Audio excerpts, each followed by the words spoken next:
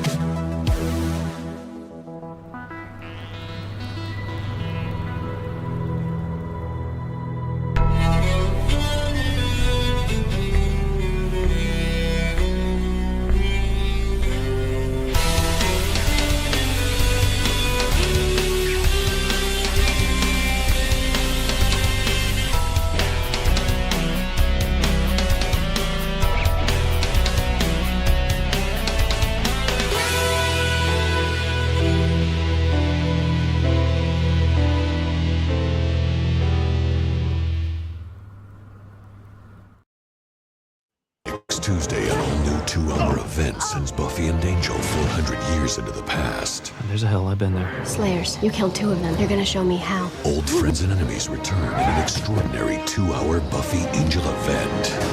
I smell fear. Next Tuesday on the WB. Boy, that makes it look pretty fucking epic, doesn't it, huh? We are back. We are on episode 7 of both Buffy and Angel, season 5 and season 2 respectively, and no one could be more excited than me. I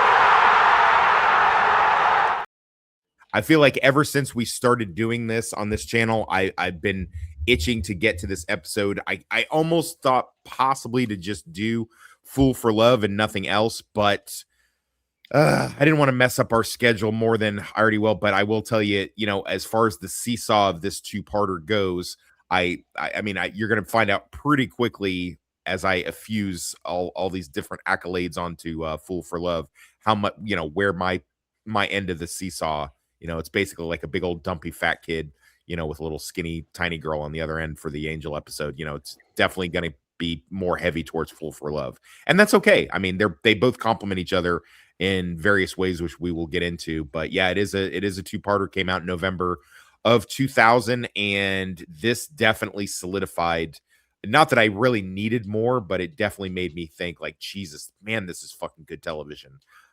Having these 2 shows do something like this, I'd be racking my brain trying to think, is there any other show in its spinoff that does anything like this that's not super hokey? I know sometimes they have like Rookie Blue or whatever the hell it's called with its Rookie Fed show kind of spin off of each other, and I know they did a thing with the UPN Flash crossover with the other Flash type and Arrow TV shows, but I don't think it's ever been done as well as it's been done here. Can anybody tell me I'm wrong?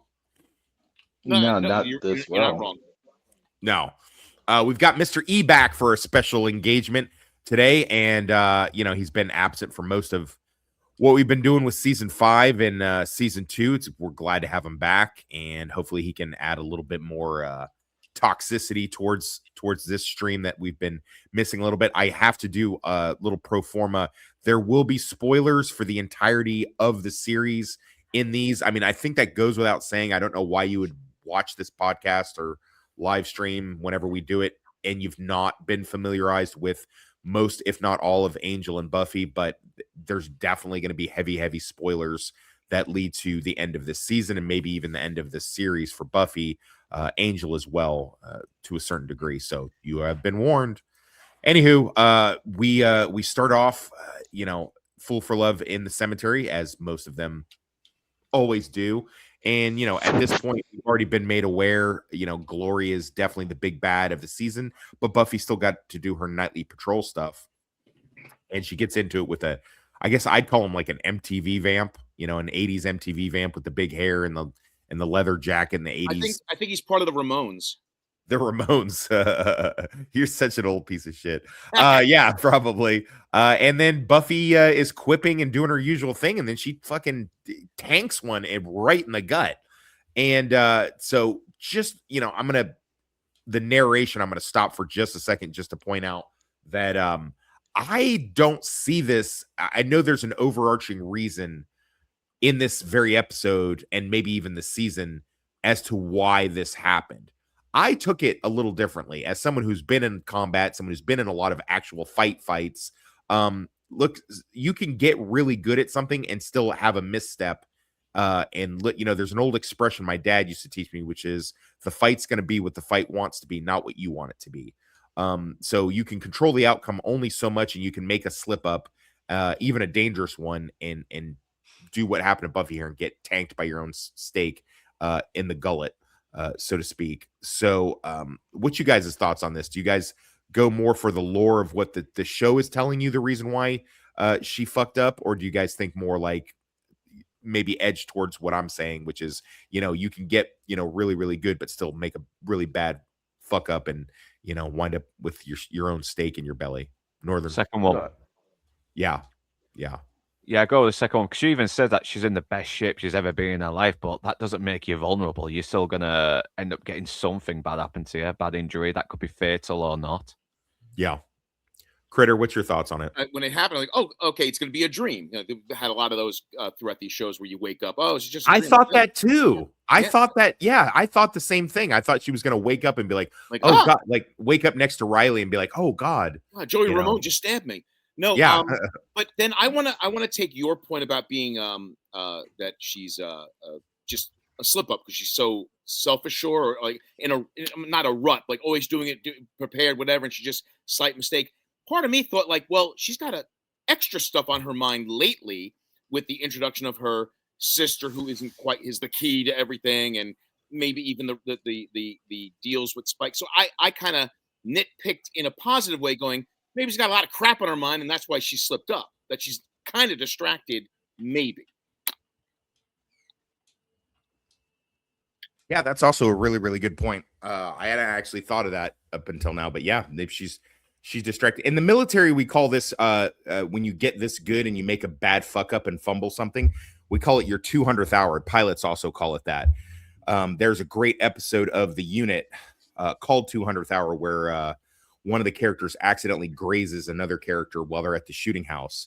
And the episode is called that. And then, it gets explained to him that like you become good at what you do to a point, and then you make a bad slip up. And usually it could, and not usually, it's usually pretty bad, and sometimes it's even tragic. So, which very well could have been here in Buffy's case. Mr. E, go for it. Oh, I agree entirely. That's how I saw the whole episode, pretty much.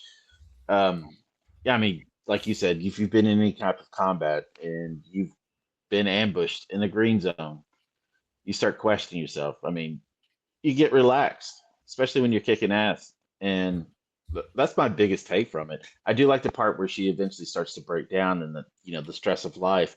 Although I wish they would emphasize, honestly, Spike would emphasize more like we had the mentality that you're already dead. She's still clinging to life. Like, the real world still exists. She's a slayer, and her mind got out of the game for a second. Yeah. And yeah, that's pretty much how I see it. It's pretty much what I took away from it. I mean, there was a couple of fluff pieces. I wish they would have pushed, emphasized that a little more. I know they were trying to bring that home with her mom going to the hospital and such, but at the end, particularly at the end when her and Spike were on the porch, is where I think it hit home. Yeah. Judy boy, tell us why we're all wrong. You're all wrong because you're all old. Wow. You young little shit. A bullshit? A bullshit? A bullshit. No, it's this particular. So I don't think there's any important significance to this particular defeat. I mean, obviously the show treats it as it is, but in terms of the choreography of what happens, it was just a simple fuck up that could have happened on any day. How Spike explains the Slayer mentality of how, what we'll get into later, of how secretly every Slayer sort of does wish for all the fighting to stop. That they fight for so long that eventually, even for just a moment, they'll they imagine the silence of death, it all coming to a peace. But we'll get that episode later in the season without spoilers. That sequence, that episode is a lot more poignant with that with this episode in mind than this scene is of Buffy's defeat. Because in reality, yeah, she's just fighting one vampire and then she just slips up and gets herself stabbed. I don't. The whole aspect of every Slayer secretly wants to die at some point doesn't really seem like it fits into this fight, but it will fit into a later episode. Good point. Excellent point. And I mean, I got to tell you, rewatching this, she tanks the stake, gets him off of her for a second. He comes back, and I don't know, guys. I'm watching her, like, she looked like she was like ready to throw in the towel. Like, she's just leaning up against the crypt and he's on his way. And fucking thank God Riley was being a nosy hall monitor, as Spike likes to call him, and he fucking shows up and tasers the although I don't feel like taser is not a great weapon for of all the stuff he probably has access to. Would a fucking hand taser be a good weapon to go up against a vampire with? I mean, what would that wouldn't even really stop a big human. I don't know. I just don't. I guess I just don't see it. But whatever. I mean, it aesthetically it looks cool, but obviously. But again, or you could just make the argument that at a certain point, women can be strong and independent, but you still need to make a big strong man to come in and save the day. Women, know your limits. Well, that was essentially Xander's fantasy, wasn't it, from all the way in season 1, if you remember? It was, yeah. Good point. I do like the after action reveal in the light of day, and she's saying funny. I like the whole exchange with them. When he's bandaging her up and working on her, and she says, not only does she, be like, oh, do you think I'm a big wimp? He's like, yeah. I love his answer. Is like, yeah, I want you to be able to play a couple rounds of hard tennis after you get an abdominal wound. And then, her with you said it wasn't that bad. He goes, no, I've seen worse. There's a big difference. So, but yeah, him working on her, and then, he just kind of just asked her very nonchalantly, not accusatory, not in any way holding it over her like Xander probably would, or making a dumb joke. He's just like, hey, how many were there? Because for all he knows, like she was in the midst of like 5 or 6 of them, and she like dusted 5 of them, and then like the last one like got on her. You know what I mean? Like I could easily see him thinking that, because that's probably what I would have thought. Yeah, and that slow pause when she said just one. It's like, oh, yeah. And then he even tries to give her an out. Like, was he a super vamp? And she's like, yeah. She's like, no, it's just the one, and he just beat me. And sometimes it's like that, like there was so much early 2000s internet chat about like, that doesn't make any sense. Why would this one vampire be like, listen, sometimes you fuck up in a fight and you fucking lose your footing. It's really not that complicated. You gotta remember that it's not that vampire is like more skilled of a fighter than her, or that he's stronger. It's just that she got cocky in one moment and almost got killed with one hit. That's right. All it takes. You know what I mean? It's like having a 99% accuracy, like with you're up against like a trained soldier who's way more accurate with you are. But if he takes just a split extra second for one reason or another to shoot quicker than you, and you shoot a little bit quicker than him, it's still a gun. It's still a bullet. Do you know what I mean? It doesn't mean that you are the better soldier than him. It just means that he slipped up for a split second and then you got the shot off. Good point. Northern. You know what that reminds me of, Northern. Northern and I have done an in-depth review on 2 different streams. One of them being his, one of them being on Enzo's, about the movie Collateral with Tom Cruise, where he plays probably I think one of his best roles, where he plays a hitman. And at the end of the movie, spoiler, Jamie Foxx defeats him. And the reason he defeats him is because Tom Cruise's training worked against him, because in the close quarters that they were in, the spray and pray worked better because there was a metal plate in between the two of them. And, Tom Cruise's training was to go for center mass and, put his rounds, basically do a Mozambique, 2 in the head, 2 in the chest, 1 in the head, puts your man down, kills him dead. And that didn't work. And then worse yet, he went to go reload for a weapon he didn't have ammo for. So all of his training worked against him just in that moment. And at the end of the day, Jamie Foxx's character Max just gets lucky. And sometimes that happens. You can beat a superior adversary, and the inferior one can just get lucky. That definitely happens. So that's how I chalk it up to. And I get it. I mean, I think two things can be true at once. I think the whole lore that we're gonna delve into about the Slayer's fatigue, so to speak, and them having a death wish, I think that can be true, as well as Buffy fucked up, like Toonie Boy said, like that may or may not be true later in the season, later in the show, but it's not true in this instance, but it's definitely something that she has to learn to consider. But anyway, but yeah, the exchange between the two of them is great. Mom coming in, I don't buy. I'm not gonna get too. Hang on one second, I got a phone call. You guys talk amongst yourself. Yeah.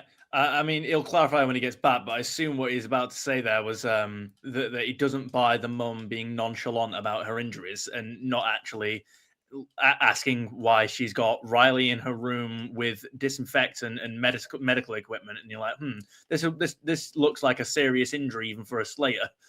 It's the mum kind she should have because it's been a couple of years. She's known she's a Slayer. I mean, she should have actually automatically suspect she could be injured. I mean, you pick up on. The mom knows she's a Slayer, and I'll admit I didn't realize this. She has this like extra ultra healing power. Could that have been part of a conversation with the mom, like months ago or years, when she found out, like, she's injured in her mind. Let her be. She's an adult. Clearly, she was injured, but she's a Slayer with the super, healing power. Well, let me interject this. What if the mom's distracted? If the mother, Joyce has got her own issues right now. She may not be in full mom mode. She may be in shock.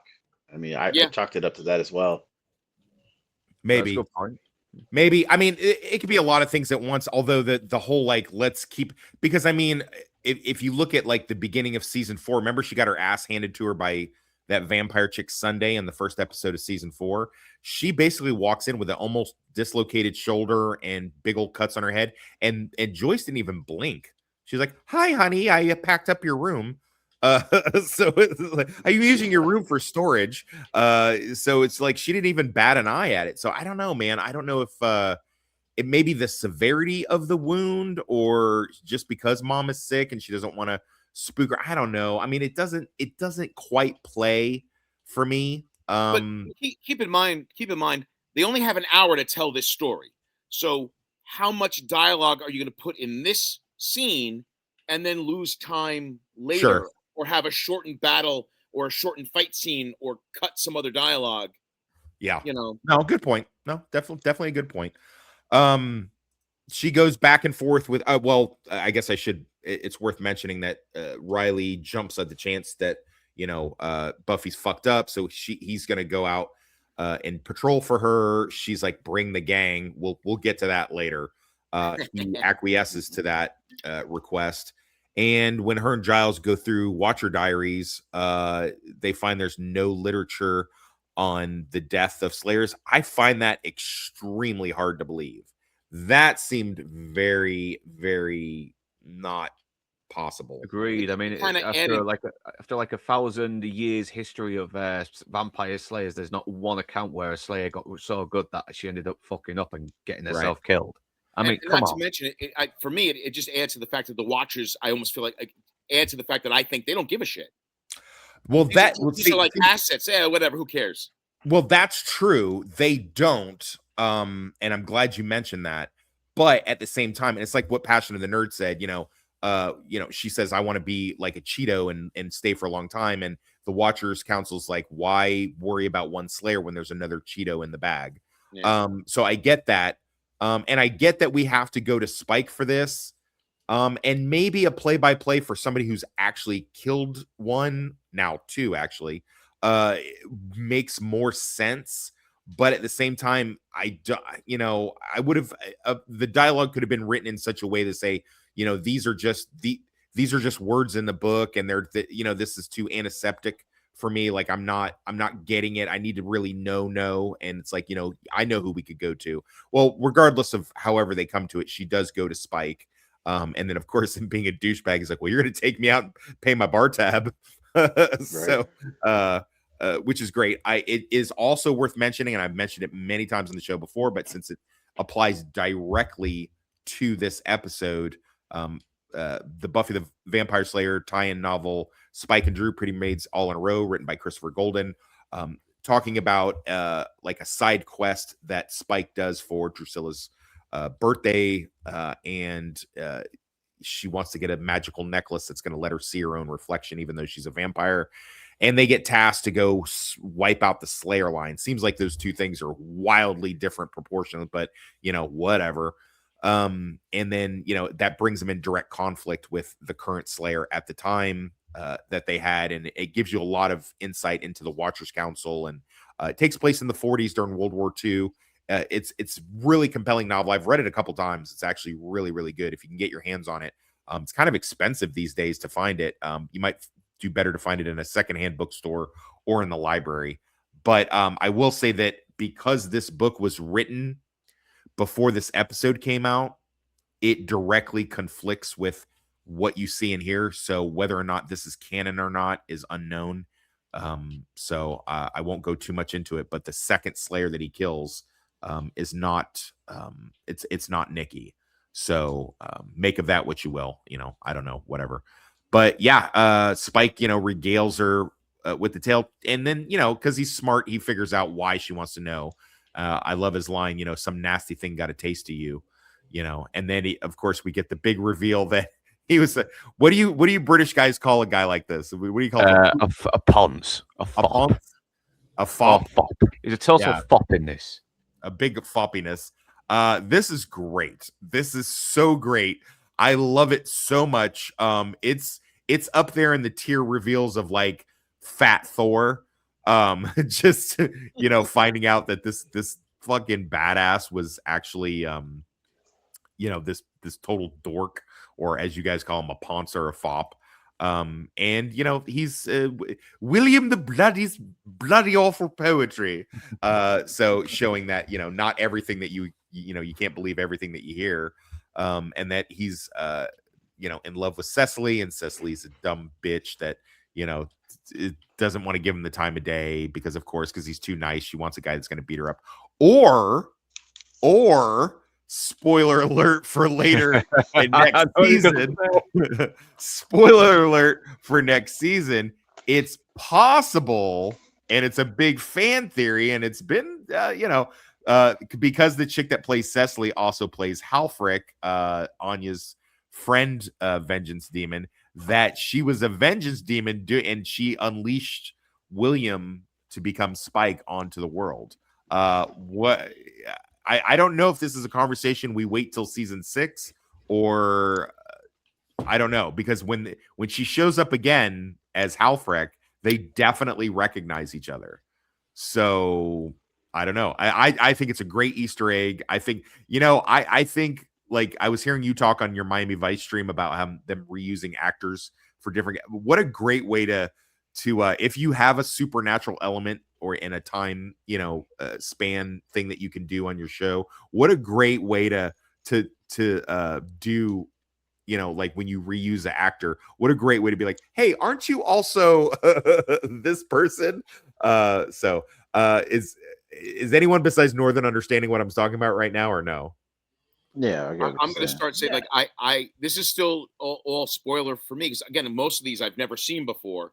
But what jumped out at me, and maybe Northern can confirm, there was an episode of Red Dwarf where Parasite took away certain attributes. So the cat, the cool character cat, became like this nebbish dork bucktooth creature. And when I saw James Marsden all foppish and wavy hair, I'm like, oh, he got attacked by the that particular parasite. That's a good one. That Good point. You got to watch the episode to know what he's talking about, because it's a good one. Yeah. Yeah. Wide Wibbly. Yeah. So okay, nerds. Anyway, we go out, and here's and I'm finding nitpicks in one of my very favorite episodes of Buffy. I'm finding a lot of nitpicks in it that I kind of just glazed over before. In this one, the fucking Scoobies going with him, and the only one that's even half serious is Anya. Is Xander and Willow really annoy the fuck out of me in this scene. I thought it was played for laughs. I thought it was very funny. It is And played for just- laughs, but I mean, I do realize But like this what is- toxic means. It doesn't make sense. Go on. They're in danger in the mission, though, aren't they? Riley's trying to be all stealthy and quiet and incognito, and Xander's like, "Hey, honey, vampires! Hey, I'm funny! Hey!" And do they even See, have any? Do they even have Do any they need fucking it? weapons? Why are they not? No. It's established in season 3 that when they were taking over for Buffy Slayer duties, they all tricked out walkie-talkie, stakes, crossbows, fucking crucifixes, holy water. They had all that shit, and now they're just fucking walking around. I don't even see a weapon on any of them. Maybe Anya's got one in her purse, but what the fuck are they doing, man? Would pepper spray work on a vampire? I think this was just an insert that was they didn't know what to do with it, because honestly, this is season 5 of Buffy, not season 1. Right. I mean, they should have known what they were doing. Yeah, and also another thing they play for laughs in this scene, which I don't think quite makes sense, is Xander not knowing what the hand signals mean. But then again, you've got the Halloween episode where he became a soldier, so shouldn't he know? Right. That? Yeah. Right. All right. Yeah. Why? Yeah. How do? Even if you only just watched war movies, you would know what those hand signals meant. Yeah, well, at least like the most basic ones, like when they put the hand up, it means like, well, stop, and then it's like, Right. and then like obviously when they sort of they gesture in a direction, that means go that way or follow me. It's Yeah. like, okay, yeah. I think it was just poorly written. Yeah. I'm gonna side with Mr. E on this, because I'm just rewatching this and I'm like, dude, what are you doing? Like, I know we have to have some funny stuff, but this is not a way to do it. Well, that's just lazy writing. Yeah, But, it's when the punchline comes before the delivery. Right. I do like that Riley, gaslights them and just makes them think, yeah, well, there's way too many of them. We're gonna have to come back during the day, because it sounds perfectly reasonable. And I'm not gonna lie, I fucking bought it too. But it bears saying that he does not wait for the morning and just walks in there, stakes the main dude, and fucking drops a grenade. Although grenades, I don't know what kind of super grenade he had. Like that grenade, what was it? Fucking napalm grenade in there or some shit. Like that I thing. thought it was gonna be. Go on. That I've seen movies and TV shows where they do that, and it's just I'm like, dude, grenades don't do that, man. Like, Well, I took it as some of quick the flash. high-tech equipment that he got from the military group. The initiative. The initiative. I Maybe just thought that was like specialized, just a weapon. Yeah, I don't. It reminded me of when this one kid, I remember this one kid asked me when I was doing a little jail stint, and he asked me about, he goes, did you ever use one of those EMP grenades? I'm like, what the fuck is an EMP? Because it means electromagnetic pulse. I'm like, I know what EMP means. I'm like, what is an EMP grenade? What the fuck is that? He goes, oh, like I have, when I played Call of Duty. I'm like, okay, so that's not real. Yeah, when I was also fighting don't- dinosaurs. Yeah, I also don't have a force field or a jetpack or any of that other shit. My don't ankle jet respawn.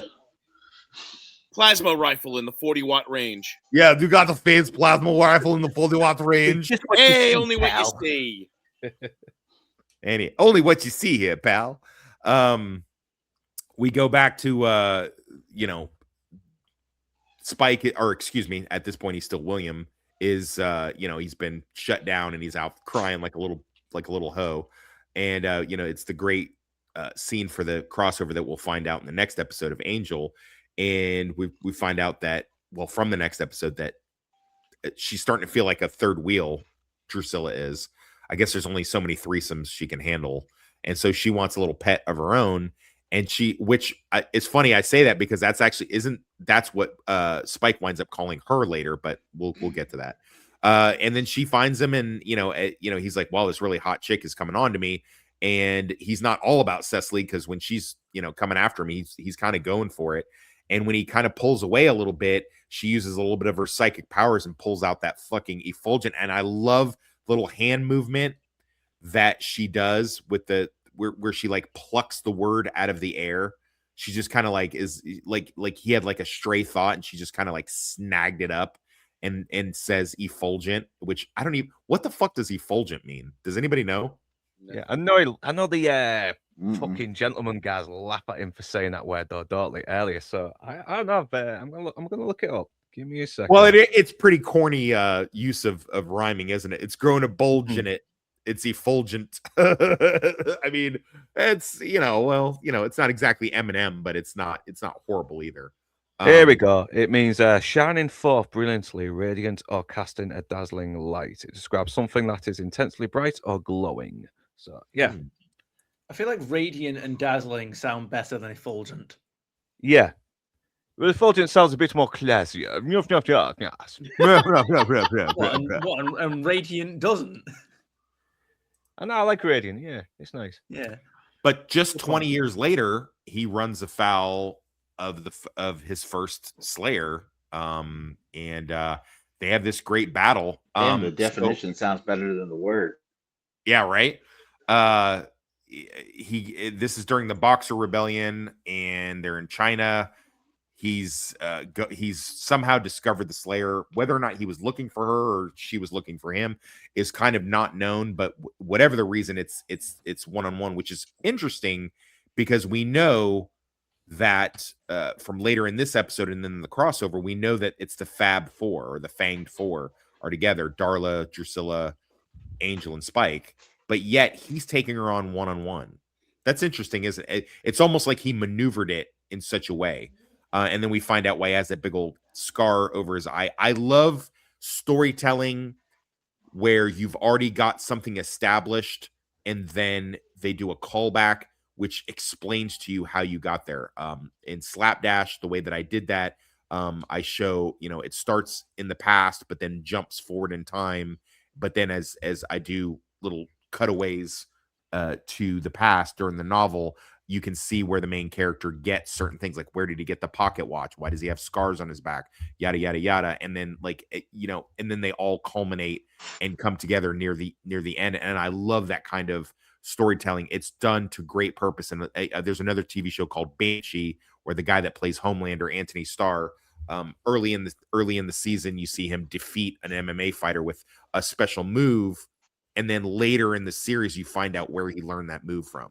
Well, actually, sorry, go on. Right. You go on. Go ahead. I was gonna say, they actually do that in Kill Bill, if you remember, because I finally went and watched that in Volume 1 in that big 40 ninja fight scene. Well, they're not ninjas, are they? They're more like samurai. It doesn't matter anyway. You in that big fight scene. Yakuza. Yeah. In that massive fight scene near the end, there's a bit. It only lasts 2 seconds. You see the bride rip a guy's eye out, and then in the second one, it's like half of the movie is about her learning that. Good well, point. Not just that move, but that move, including loads of others. Yeah. No, great point. So we see how he gets that scar in real life. James Marsters actually has that scar, but it's never been mentioned. Some people had I remember also people screaming about, why didn't that scar heal? Blah blah blah. Well, maybe it was an enchanted sword that she used. Makes you wonder why more Slayers don't use swords. But yeah, maybe she had an enchanted sword, and that's why that scar never completely heals up. I'm okay. Yeah, listen, supernatural, timey-wimey, wimbly-wombly, I'm fine with it. There's a very specific part in this that I caught on this rewatch, and it's been mentioned by other reviewers. I'm going to mention it here.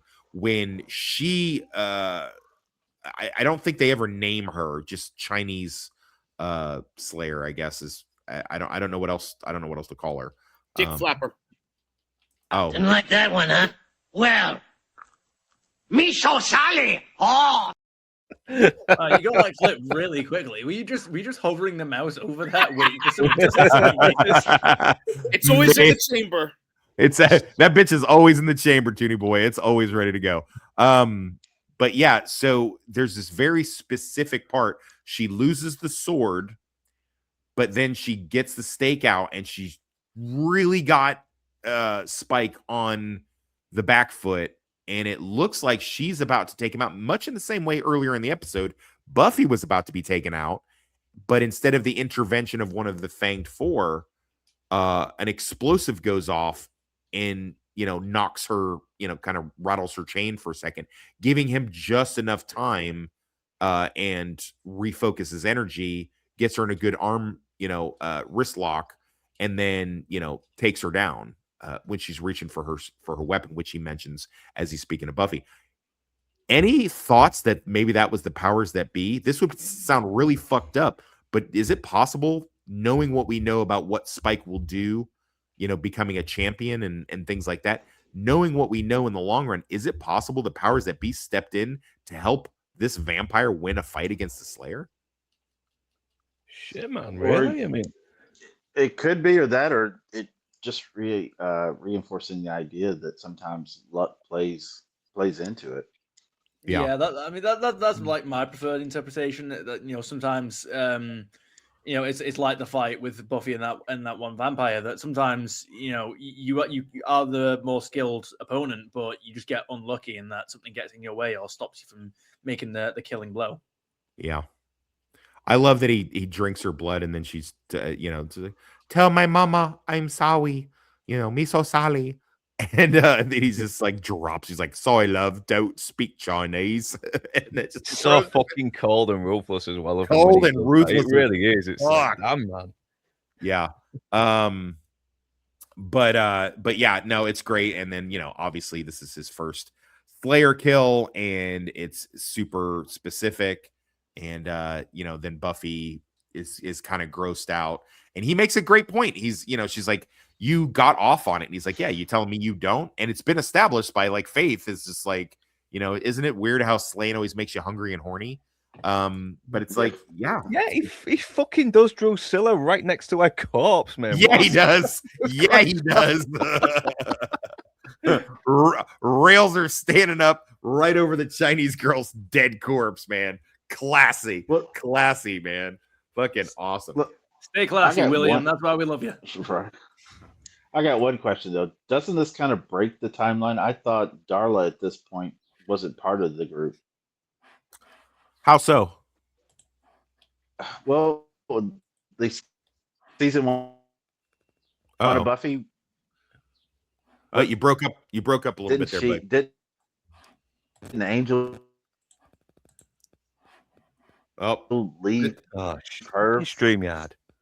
Fucking StreamYard. For Mr. E, unfortunately, we're only getting do you want to jump out and jump back in? Because I think we're only getting like one out of every word of your sentence. Do you want to pop out and then pop back in?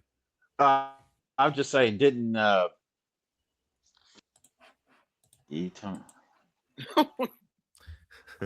I'll try that. Yeah, try that. Pop out and pop back in, see if that helps. Anyway, but yeah, no, I don't know. I'm not sure do you guys get what he's alluding to with Darla not being in the gang? I don't know, because it is established that sorry, man. Go ahead. Don't know me and I wouldn't have done it. And if I don't know you, then please stop interrupting me. One at a time. Go ahead, guys. Come on. Go for it. Somebody. Northern. Yeah, I don't know, because we do see in the Angel episode that they are still part of the gang. It's just Darla's trying to deal with Angel, who's still dealing with the fact that he's got a soul, hasn't he? And he's trying to prove to her that he's still he can still be a killer. He still wants a second chance with her. But I don't know. Is there some kind of continuity error in this episode that was established earlier in the previous seasons, Mr. A? Mr. E, regale us with your theory here, because we're all interested. No, I just couldn't remember. I was watching this and I couldn't remember it. In season one, wasn't it established? Because Darla was killed in season one of Buffy, was she not? Yeah. And if I'm not mistaken, in flashbacks during season one or season two of Buffy, Angelus had left Darla with Drusilla. I think maybe it works out. Yeah, I don't know. I'd have to see like a specific broken down timeline, but I think it was a thing of they kind of, like it's like anything else, people drift in and out with that. So I think during this time they were really during the 20 years after Spike's created, I think they definitely were in and out, but they definitely were as together as they could be. And then it's after the soul. It's interesting to me that I don't think Spike and Drew really understand the concept of him having the soul. I think she mostly kept. We'll find out in a later Angel episode that's mostly just Darla that knows about the soul and the curse and all that other stuff. So I it's think pretty there is a point. Yeah, there is a point there because he seems to find out about it. When he first comes into contact with Angel again for the first time in years in the second season, doesn't he? He suspects something's off with him. Yeah. Yeah, I think the only continuity error was when he says that Angel was his sire. When we found out, no, it wasn't. It was Drusilla who did it. So yeah, there's that's a bit bit of a retcon Yeah. type thing, that the angel is the sire type thing. So Buffy wants to hear how he killed the second one. They go outside. This whole taking the pool stick outside, that's a big no-no at bars. You can't take a pool stick outside. So I don't know. They're playing a little fast and loose with the rules here, but I will allow it. I will allow it because it's a town full of vampires, so maybe it pulls it. But I'll tell you what, don't try that shit at any of the bars I bounce at, because I will fucking get your ass. Do it in Canada. We get more of a exposition about how the chip works. Because as he's trying to tell the story, he can't exactly like hit Buffy back or whatever. And we get a little bit, if there's, I guess it's no intent to harm. So that's why they're able to like throw hands and shit like that, because he knows he can't really fucking touch her because she's too fast, I guess. I like how Buffy's got basically just almost the vampire version of holding somebody at gunpoint, because she's got the stake at him. She's like, he's like, you're not ready to know what it is, because he has the big reveal of the Slayer Death Wish thing that he wants to impart on her. I love that scene, man. That's so fucking baller. The match action cut of him flipping Buffy, but then it's Nikki in the 70s and then back to Buffy and shit like that. God dang, that's so cool. And I love this look right here. He's full on Billy Idol look right here. You notice he's got dog tags on. That is also from the novel. He takes dog tags off of a dead GI and winds up wearing them for like 30 years or so. So he had actually done that. So that's pretty cool. So that, at least that much is canon. But this is so fucking cool. And I will confess to you guys, the first time watching this, it never occurred to me that Nikki's wearing his jacket. Never came close to occurring. I didn't even notice that. By the way, this is when he pulled it off when he pulled the jacket off, like, oh, that's how he got his jacket. Right. And that's another piece of the puzzle of how we get the Spike that we have today. So you got the fucking accent, you've got the fisticuffs thing, you got the scar from the mystic sword, and then you get the jacket, and it's like this we've built up our character, and it's caught up with the narrative, and I love it. Also 1977, the year that Toxic was born. This is a great fight. This is a great close quarters fight, and this fucking match action between him and Buffy and then him and Nikki is fucking phenomenal, dude. Like, again, Spike's been around a while now, but still, again, she is the more skilled fighter. Slayers are built to be more of a match for just one vampire. So a vampire being able to take out one Slayer is it's pretty significant. But yeah. And then one fight, one of them actually managing to beat two Slayers each in a 1v1. That actually does again set up how dangerous he's supposed to be in season 2. Exactly. Well, yeah. Exactly. Like, so some of the lore, the railroad spike to the head thing is obviously not true. The William the Bloody thing is obviously, been misinterpreted, but at the same time, some of the lore actually is true and is significant. I love this. That's fucking awesome. That is so fucking, man. This is woo, man. When Ian from Passion Nerd said it's some of the best television he's ever seen, I am apt to agree. It's so fucking good, dude. The part I loved about the part I loved about this scene is how he keeps breaking kind of the fourth wall when talking to Buffy. Yes. It's almost like he's living through it again, like a fantasy as well. Like he's fondly remembering. He's like reminiscing on the times when he's killed the Slayers. Like he's doing that as if he's there in that fight again. Yeah, I love everything that he says to Buffy too, because it's in his own way. The things that he's saying, it's like a part of you, death is your art. You make it with your hands every day, and a part of you wants to know, where does that lead me? Where does it take me?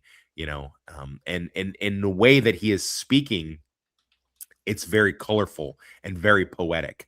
That poet part of him, this death dealer poet, is able to espouse the stuff towards Buffy and just kind of get her on the back foot, let her know that, hey, this is what you really want. I do agree with, because I've said it before, that's a great shot with, going from the darkness when Nikki's on top of him to him all of a sudden being on top of her is great, and then him being down below Buffy. What a great blocking choreographed scene this is. So brilliant. And him just kind of working on her and just saying, you've got ties to the world, and that's what has made you live this long. Otherwise you'd already be gone. And I've said that many times on this show. That's why, because she's an unorthodox slayer, she uses people to her advantage, in her fight against evil, because she's like, oh, you know how to do magic? Get on the team. Oh, you're the girlfriend who also does magic? Get your ass in here. Oh, you're a 1,000-year-old demon with, demon knowledge? Get in here. That's how Buffy rolls, because she's like, look, she wants to win. She wants to, she doesn't do that because, and again, if you read that book, Spike and Drew, it's heavy on the Watcher lore and how the Watchers want to keep a Slayer isolated. They don't want her to have, they want to keep control of the power. So keeping her isolated keeps her under that degree of control. So it's just all great. I love that he doesn't even bother to bite her. He's just like, look, I'm just in this for love of the game. I'm just gonna fucking snap your neck, and it's great. Look at her. She's like, oh wait, hold on, snap. And then him getting up and like he's breaking the fourth wall, talking to Buffy in present day, and she realizes, like, this is a guy. I imagine that in Buffy's mind, she's looking back to all of the times that she's had a conflict with Spike. Hang on, I got a phone call. You guys talk about this scene. Yeah, she's probably wished that she'd killed him, like not hesitated or not spared him, or she'd fought harder and actually killed him. And she probably sits there and thinks, all the times that we've fought and I've barely survived, this could have been me.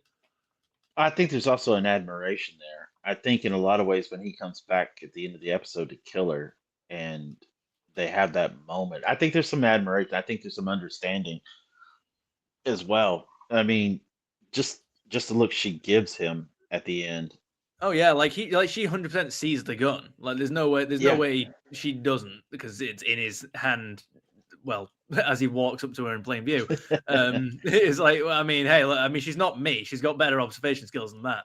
And then she just looks at him and just goes, "What do you want, Spike?" As if it's not pretty obvious, and she doesn't actually try to defend herself or anything. So, we're probably spoiling Toxic's speech here in a few minutes when he comes back and explains that part of the episode. But yeah, it could have been a point there at the end of the episode where she almost was just expecting Spike to just shoot her point blank.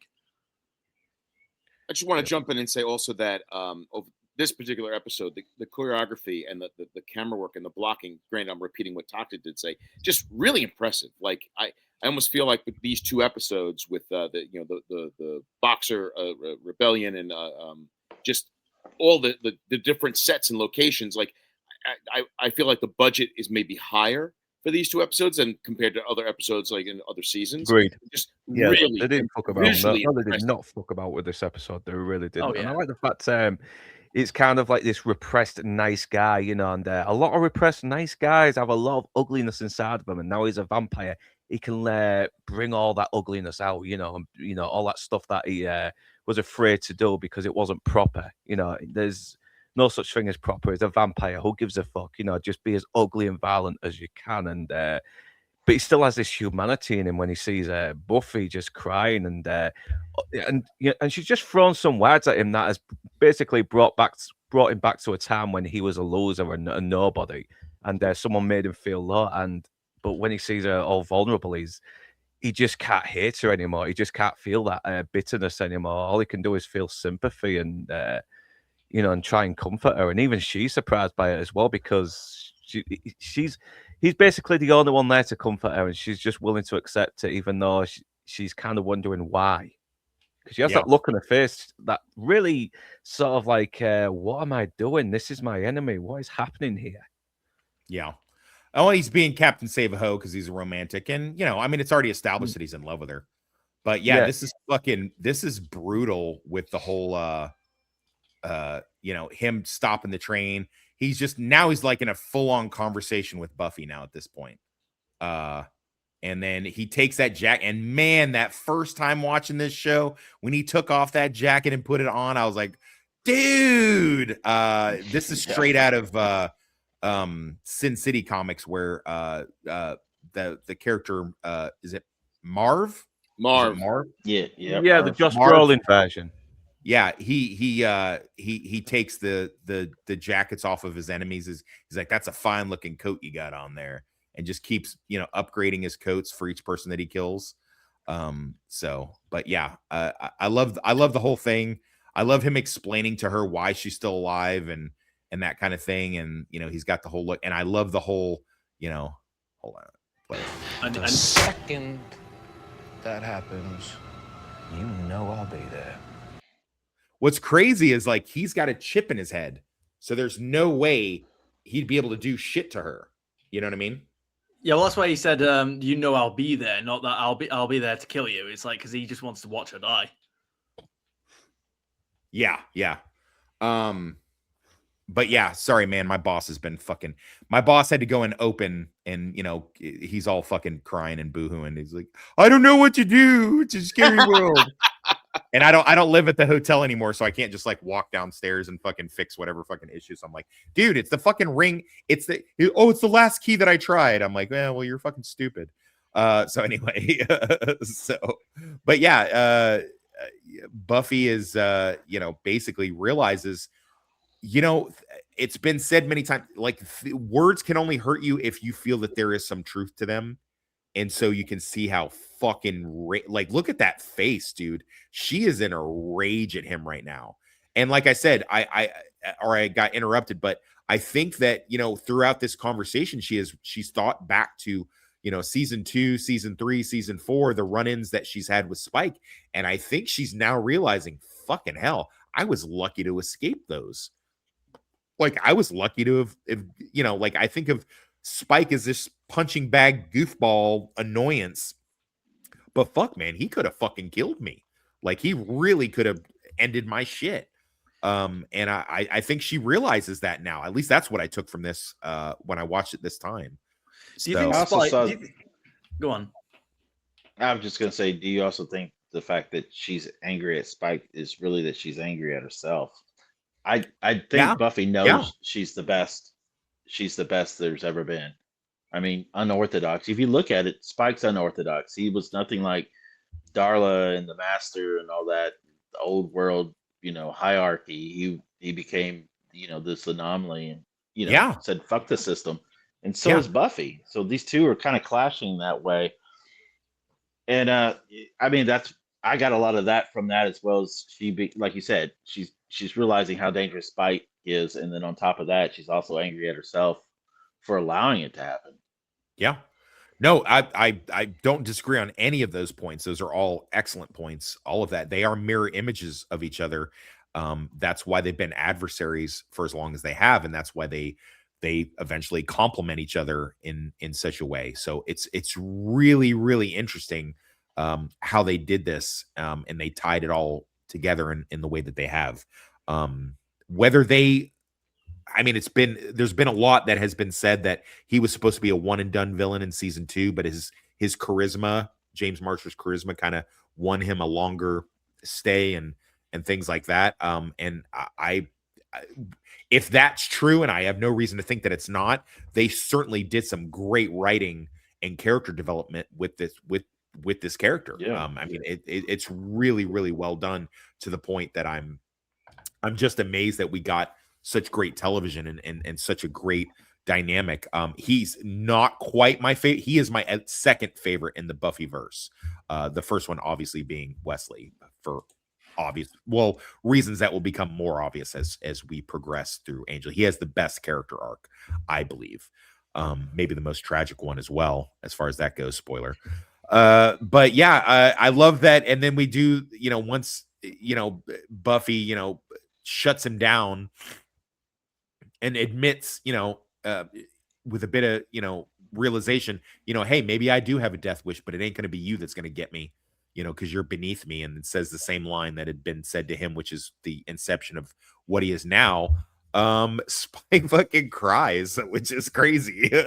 But I mean, this guy, this thing that we've established is such a monster, if I get sit there crying because Buffy hurt his fifis, and then he's just like, fuck this shit, I'm gonna get a double barrel, and I'll point it in her general direction, because what happens when you got a shotgun, Northern English?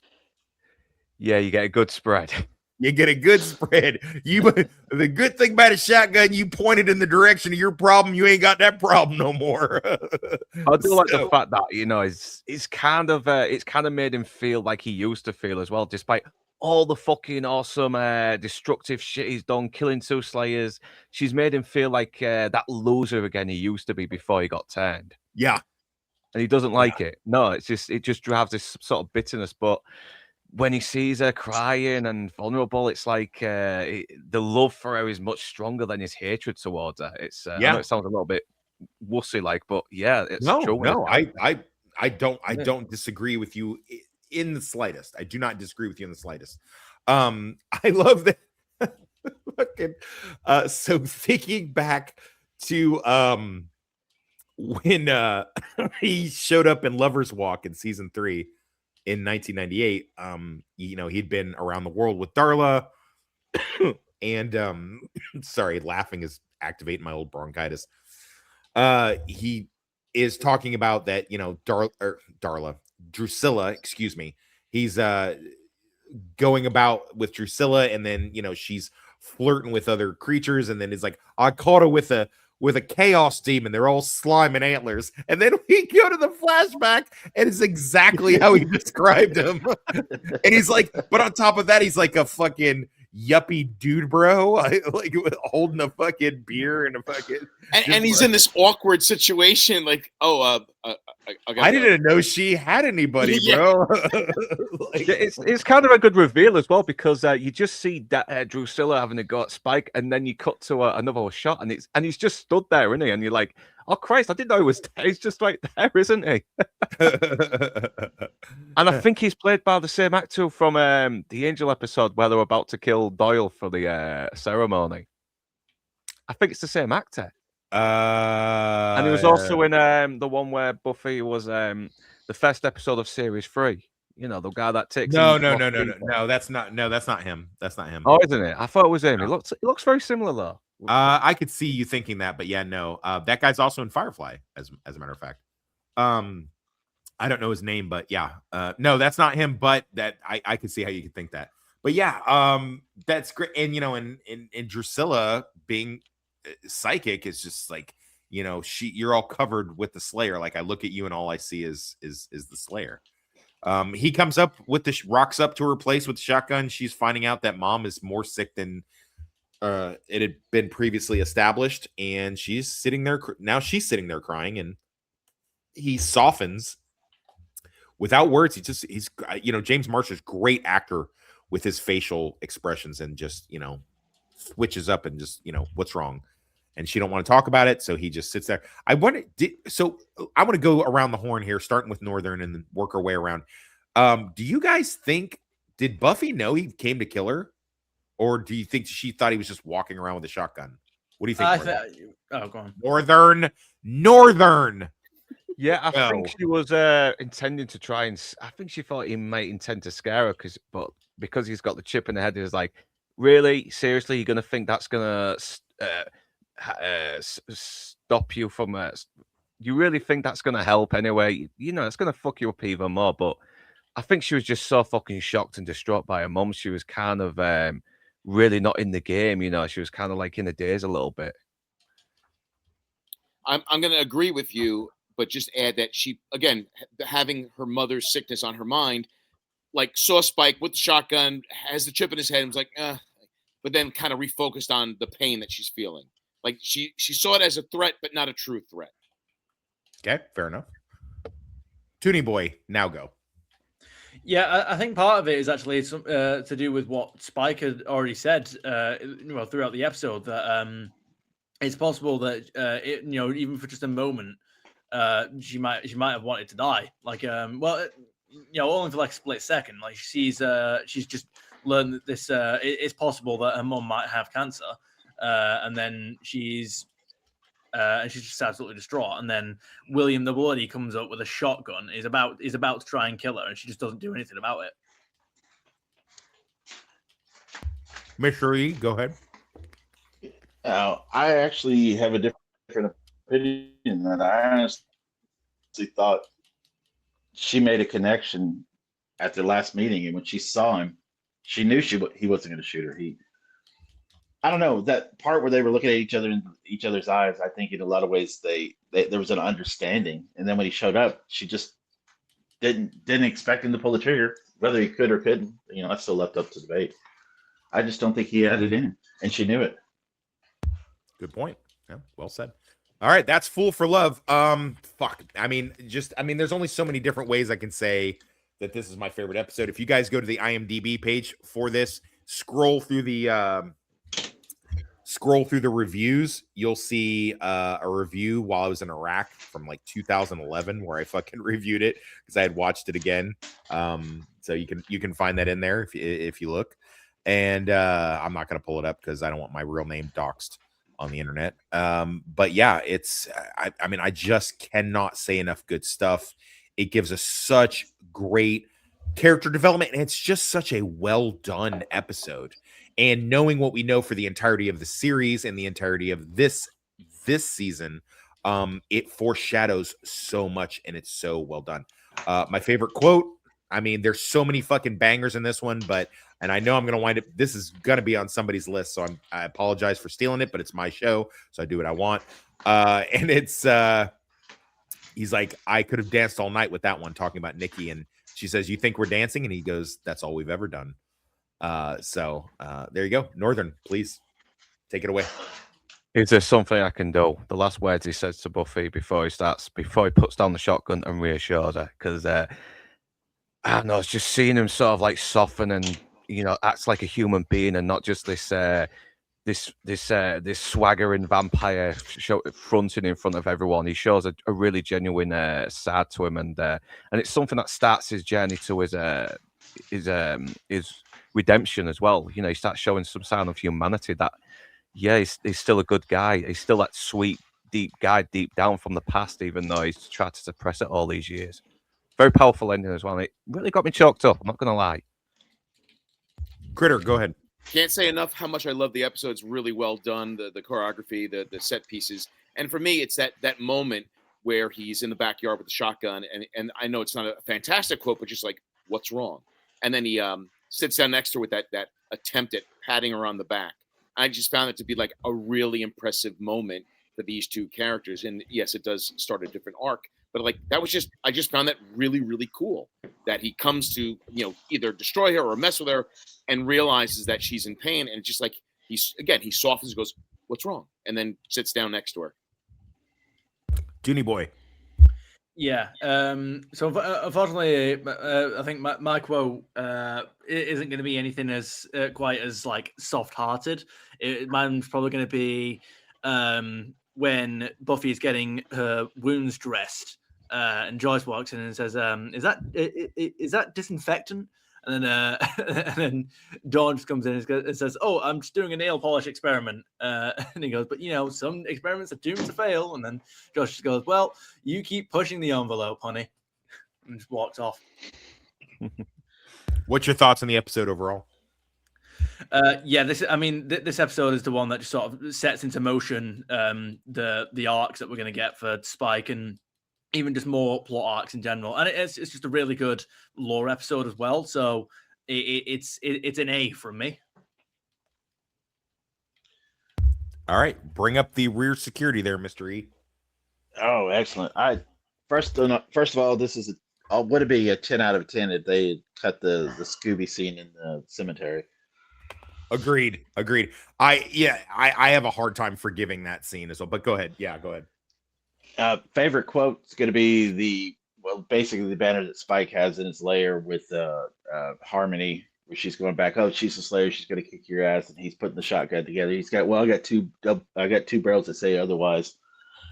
That was my favorite. Okay.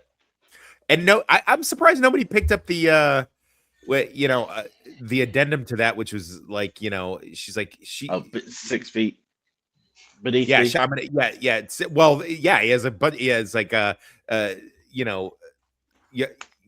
He's like, yeah, you're gonna be 6 bloody feet beneath me.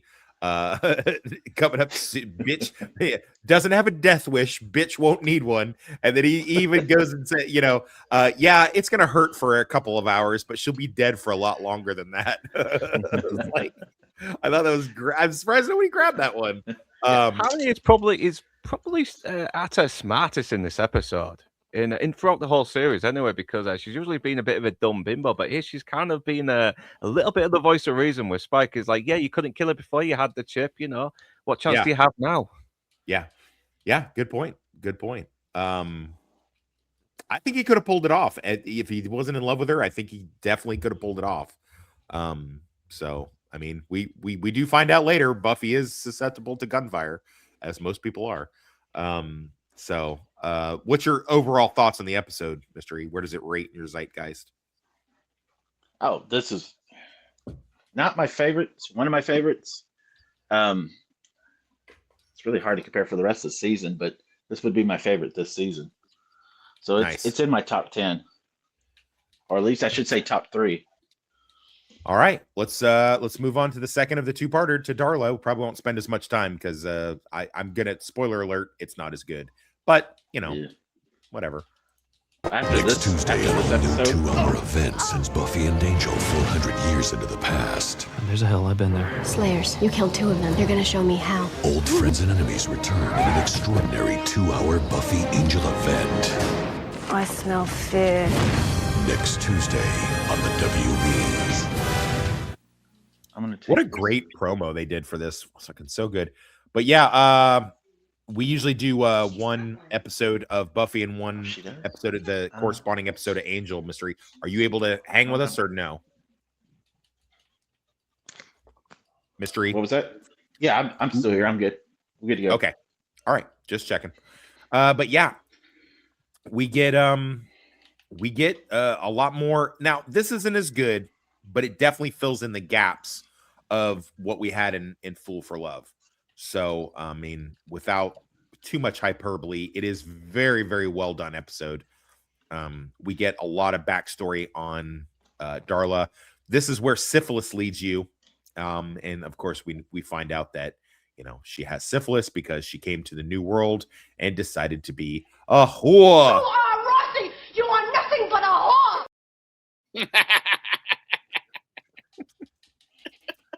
She is on her deathbed with the syphilis.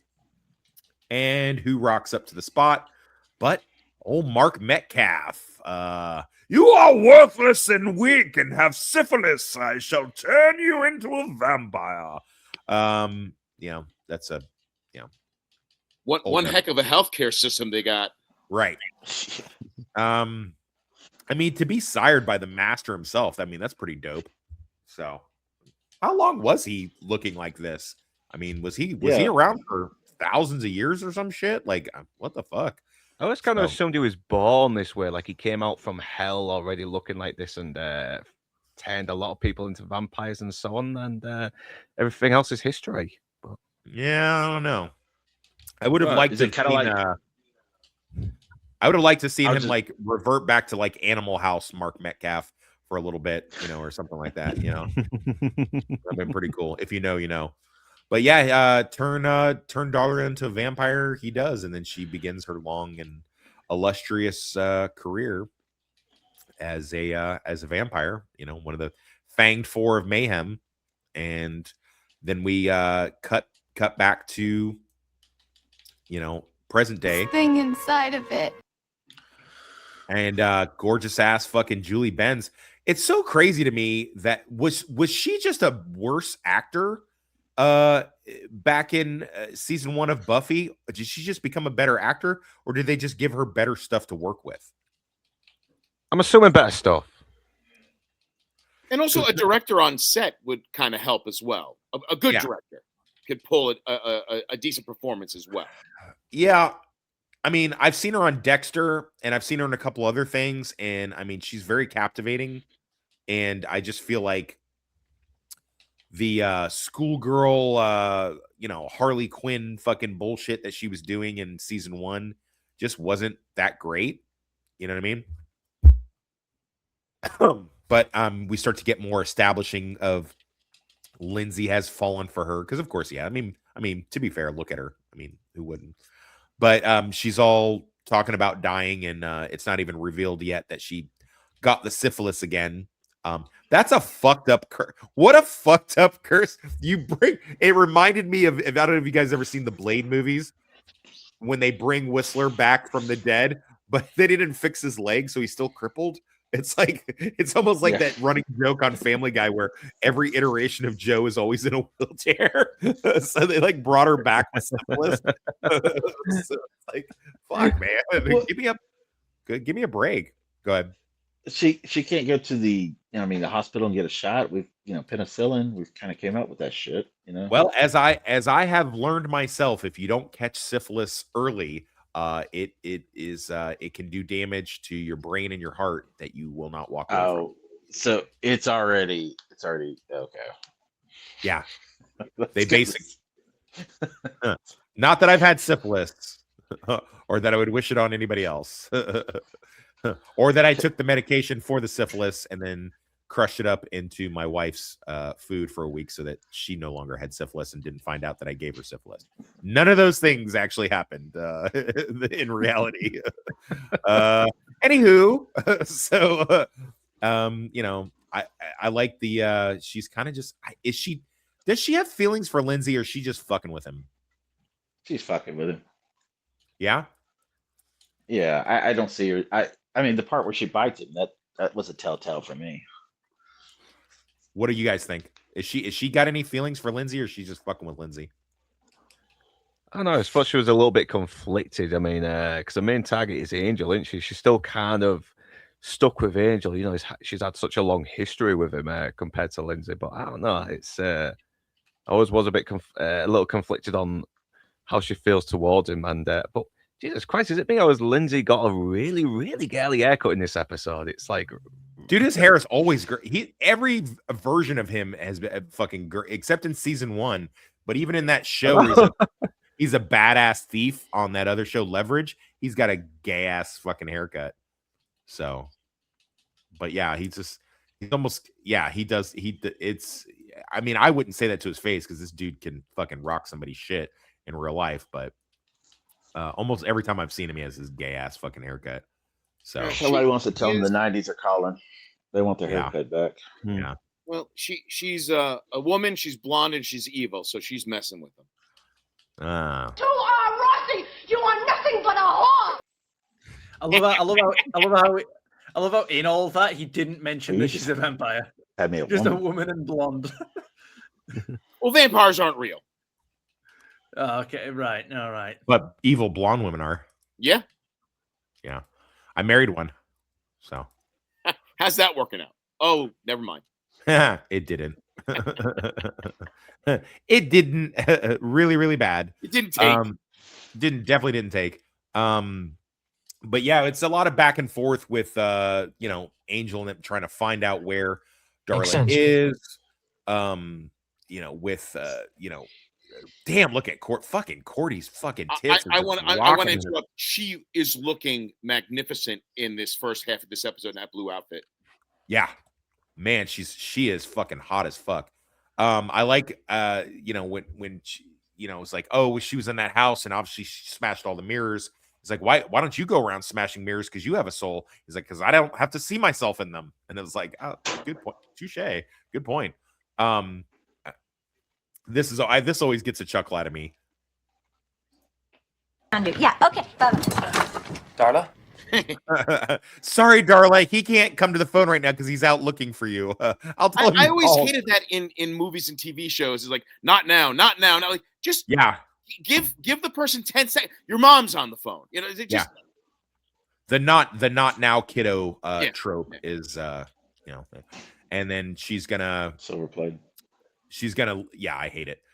This fucking, you would think these security guards would fucking know better at full fucking Wolfman Heart. It was like, listen, pick your battles, guys. Like, I don't know what your 401k is. I don't know what your benefits are, but you definitely need to pick your battles a little bit better. Because he winds up but then he doesn't. Then we find out that it was all a show. Which, oh, Holland Manners, you clever beast, you.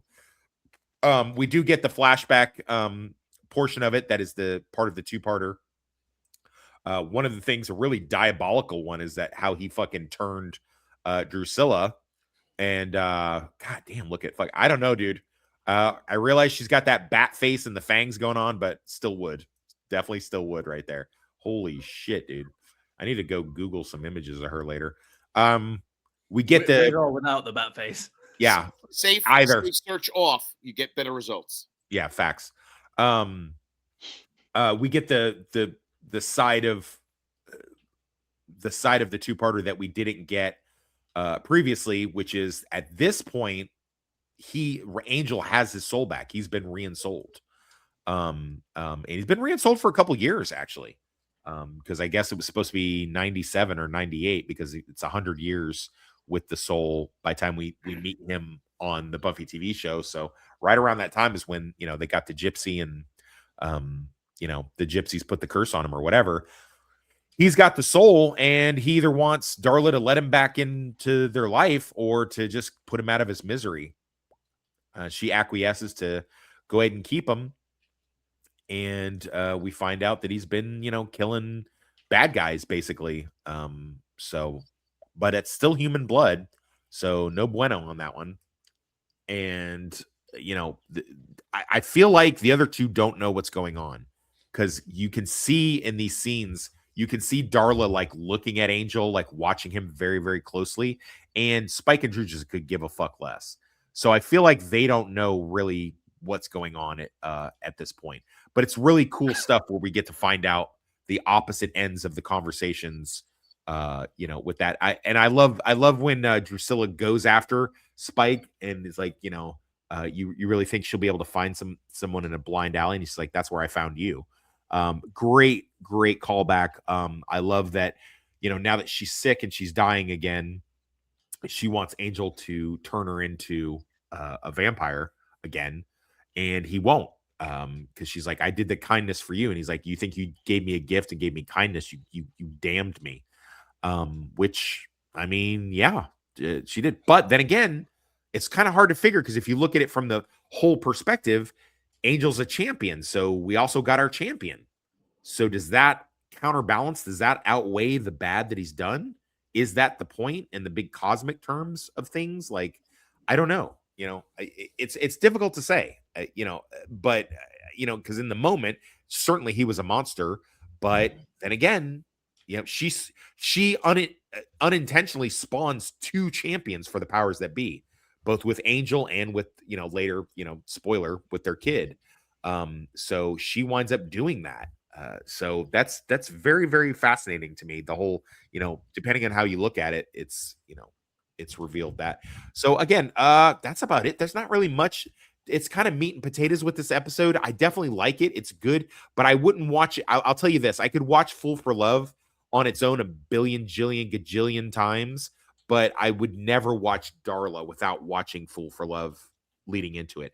And really, it takes a nosedive in my interest watching Darla after watching Fool for Love, because it's just not as compelling. It's not as well shot. It's a good, solid episode, but it only works because of the other one. Whereas with Fool for Love, it stands on its own perfect well. I don't know if you guys agree with that or not, but that's where I come out on the episode. As a whole, the two-parter is just magnificent, and they complement each other very, very well.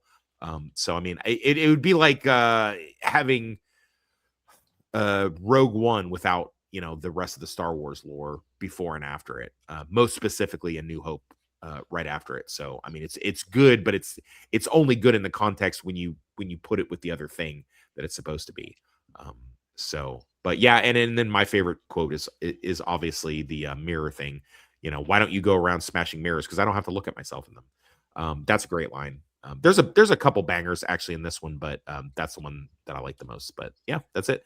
Northern, please. Yeah, I do like this episode. Once again, I do agree. I do prefer Full for Love. It is a lot more compelling, but I still like seeing Darla become a bit more humanized because rewatching season 1 again, I'm like, I don't really give a shit about Darla, but in Angel season 2, I do. I mean, they're really giving her some good storylines that make her a bit more complex now. She's human again, so now she's having to deal with the fact that she's got a conscience and she's done a lot of evil, horrible things, when that she didn't feel guilty about because she was a vampire and she hates it. And she's been human, she's suffered diseases, everything. And she realized she's going to have that again and she's going to go through that same thing again a second time.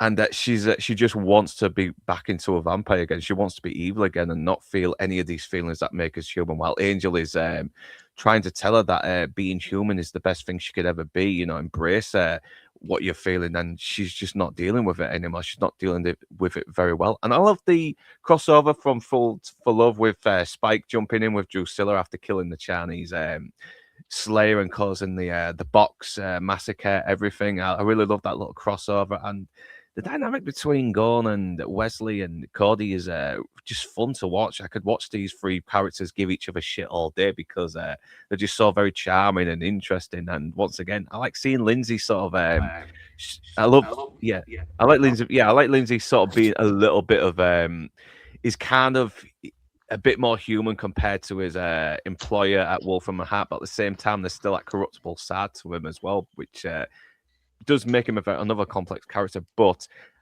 yeah, it's a decent episode. Full for Love is better, but I still like how they're trying to at least give a little bit of context between the relationship between Angel and Darla. But my favorite quote is, "You're human now." What do you think of this? Like, how do you feel about it? It's like, yeah, and you know what this means? Yes, it means disease and death and suffering. That's my favorite quote of the episode.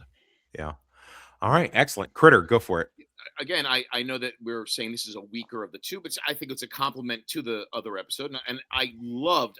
I mentioned before. I'm wondering what the budget was because the war, the town in crisis and fire, tons of cast members and costumes. I was very impressed and really enjoyed it. And getting back to the banter, I thought the banter was also just as much fun as the last episode, the elevator scene where they're kind of doing a Marx Brothers bit. Yeah, no, I always enjoy when Buffy and Angel do the flashbacks. So you got a little extra flashback going on here, and of course a little shocker where, oh God, they're going to eat a baby. Of course it's a network TV, so of course they're not going to eat the baby. But it was just, I enjoyed that little shock moment where, hey, prove yourself to me, eat this baby. But I think for me, again, more of a I can't tell you how many times I've had a hot toxic blonde tell me that. Listen, I can't eat a baby on a first date. Hey. I always make them eat a few of my babies, if you know what I mean.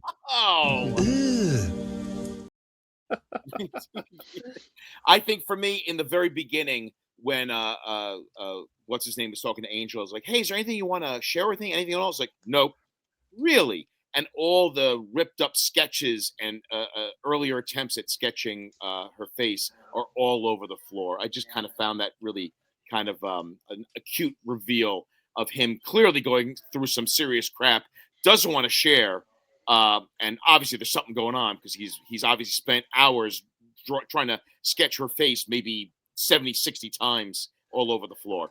Yeah. All right. Tootie, did you do your quote? You did. Anything you want to share? Nope. Oh, okay. And it's just like, oh, really? Toonie boy, go for it. Because I don't know what my quote would be. Right. Okay. Cool. Gotcha. Okay. So. All right, Mr. E, go ahead. Oh. All right. I guess that's it, and we're done. You feel like you got your quote now, Toonie boy, or no? No, but. All right, Mr. E, did you want to go, or Mr. E? Hello. It's because we went over an hour. Oh, okay. Everyone's losing their shit. This is called being stuck in between a rock and a hard place. You've got me Yo, not having a quote I and keep Mr. going in and out. You're like, damn it, which one to be? Still there? Yeah, we got you. We can hear you. Okay, good. I don't know. Did Tony Boy go? No, he didn't go. You go ahead. Okay, all right. This one, I really didn't. I enjoyed it. It's complimentary. I just didn't feel the need for it. I was captivated by the Fool for Love. You know, I just feel like this was just, we got to tell Angel's side of the story. Yeah. Although agreed. Angel's the better show, this was not one of my favorite episodes, and I actually could have done without this one. Yeah. And my favorite quote was Cordelia when she was talking to Darla. She says, "I know you're concussion girl and all, but it's Angel. It's Angel here." Yeah. Good point. That's a good one. Toonie Boy, please regale us. Yeah, I might cheat with the quote because technically it's in both this and because it's in a flashback that both the episodes go over. It kind of exists in both episodes, but it would have to be Spike's line to Angel when he tells him that he's killed a Slayer, and he goes, "Don't look." He goes, "Don't look too disappointed. The way you talk about them, another Slayer will be popping up any time now." And then you're like, and then when they do, I'll give you first crack at them. Yeah. No. Good. Yeah, I like it. But yeah. All right. Great. Yeah. Overall, could I have done? I mean, it's great television. It's with the the spinoff complimenting and following up to the main show. So I mean, at the end of the day, I'm not unhappy with it. If there was a way to have done it where Angel led into Buffy, I would have been better, but I really don't see how that could have been possible. But it is what it is. Like I said, as far as crossover stuff go, this is definitely my favorite crossover of any TV series ever, and I think they did it very well. So yeah, that's our episode 7's out of the way, and we are off and fucking rolling. Hopefully we'll have more weeks where we can get Mr. E back into the fold. We're gonna definitely try, but we've gone way over time today, as well we should, because it is banger episodes. But that's us done, and we'll see you next time. Here's the outro.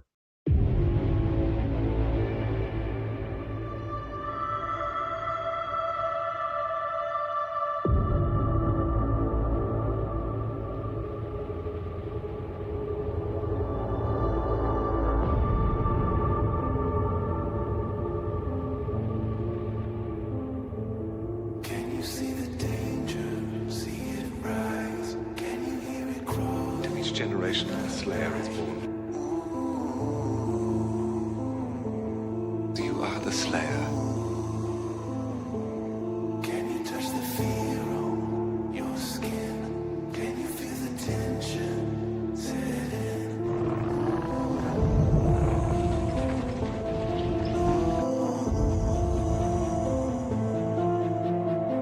I see you run, I see you hide.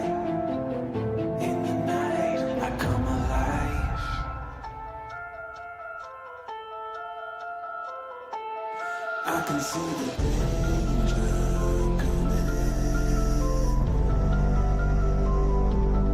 I can see the danger. I know who you are.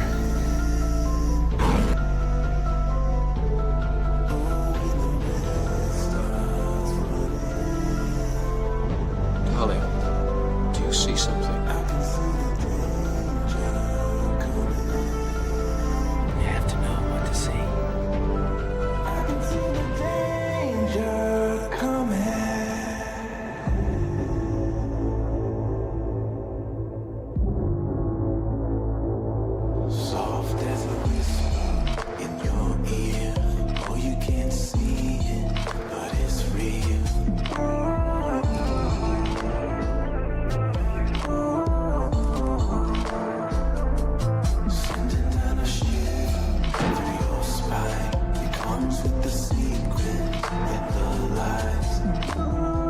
Beast will walk upon the earth, and darkness will follow.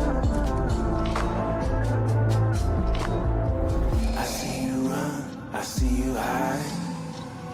In the night, Ready? I come alive. I can see the danger coming. I can see the danger.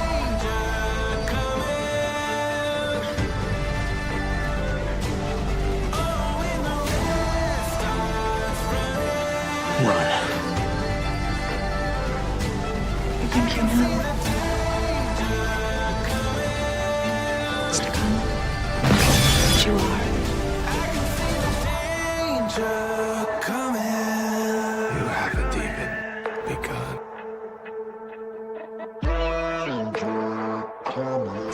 Is your gift.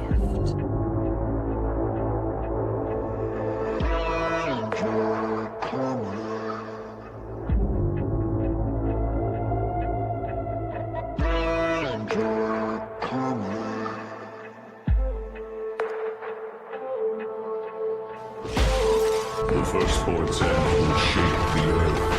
The second will burn the air. The last will turn the sky to blood.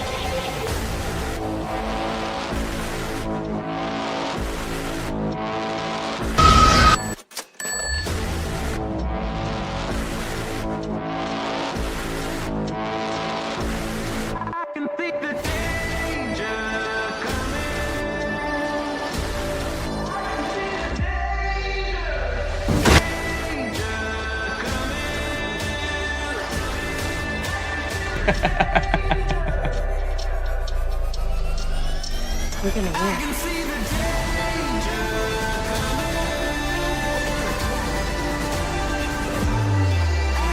I've seen the faces of evil. I know who the real powers in the apocalypse are.